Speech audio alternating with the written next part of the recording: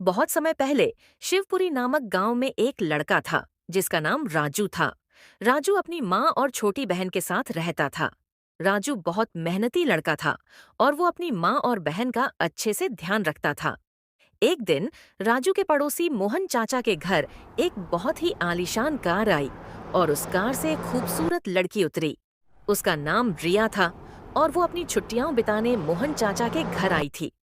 मोहन चाचा अपनी भांजी को देखकर बहुत खुश हुए और दोनों बात करने लगे। ये सारी बातें राजू अपनी घर की खिड़की से देख रहा था। राजू ने इतनी खूबसूरत लड़की कभी नहीं देखी थी और उसे पहली ही नजर में उस लड़की से प्यार हो गया। लेकिन राजू को ये भी एहसास था कि वो लड़की उसकी औकात से बाहर है। इसलिए उसने अपना मन मारकर अपनी माँ और बहन के लिए मेहनत करने खेतों में चला गया और वहां पूरी मेहनत से काम करता रहा। ऐसे ही दिन गुजरते गए और धीरे धीरे राजू की बहन और रिया के बीच दोस्ती बढ़ गई। राजू की बहन रोज रिया के घर खेलने जाने लगी और राजू अपनी बहन को बुलाने के बहाने रिया के घर जाता और रिया से बातें करता।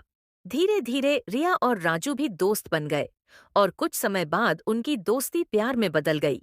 दोनों चुपके चुपके गांव के पास के जंगल में मिलने जाते और प्यार भरी बातें करते। एक दिन अचानक राजू और रिया गायब हो गए। ये बात राजू की माँ और मोहन चाचा को पता चल गई। मोहन चाचा ने राजू की माँ को अपने घर बुलाया और उन्हें खूब सुनाया कि तेरा बेटा मेरी भांजी को भगा ले गया। ये सब चल ही रहा था कि मोहन चाचा को एक चिट्ठी मिली जिसमें लिखा था, मोहन मामा जी, मेरी छुट्टियां अब कैंसिल हो गई हैं। मैं कुछ महीने और गांव नहीं आ पाऊंगी। मामी को मेरा प्यार देना और दोनों अपना ध्यान रखना। आपकी भांजी रिया।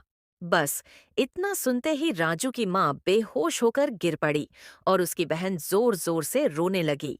सभी सोच में पड़ गए कि वह लड़की कौन थी जो इतने समय से मोहन चाचा के घर रुकी हुई थी।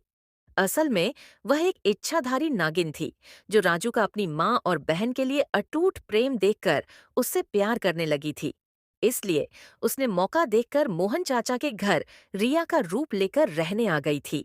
ये सारी बातें उसने राजू को बता दी थीं, लेकिन राजू भी उस नागिन के प्रेम को देखकर रुक नहीं सका और दोनों ने शिव जी के मंदिर के बाहर विवाह कर लिया।